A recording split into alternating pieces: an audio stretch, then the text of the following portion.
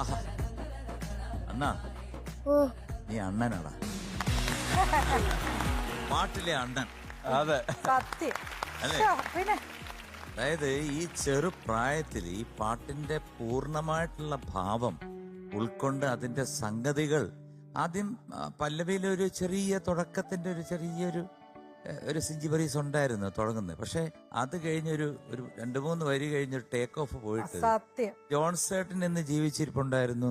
അദ്ദേഹം ഈ വേദിയിൽ ഉണ്ടായിരുന്നെങ്കിൽ അദ്ദേഹം മോനെ ഓടി വന്ന് കെട്ടിപ്പിടിച്ചു.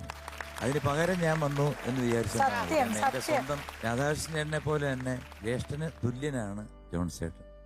എത്രയോ പാട്ടുകൾ ഞാൻ അദ്ദേഹത്തിന് വേണ്ടി പാടിയിരിക്കുന്നു. എത്രയോ പാട്ടുകൾ, എത്രയോ അനുഭവങ്ങൾ. കാരണം പാട്ടല്ലാതെ തന്നെ യാത്രകൾ, അതുപോലെ തന്നെ പിണക്കങ്ങൾ, ഇണക്കങ്ങൾ ഒരുപാട്. അപ്പൊ അദ്ദേഹത്തിന്റെ ഈ മനോഹരമായിട്ടുള്ള പാട്ട് മോൻ അതിമനോഹരമായിട്ട്, മോന്റെ ഈ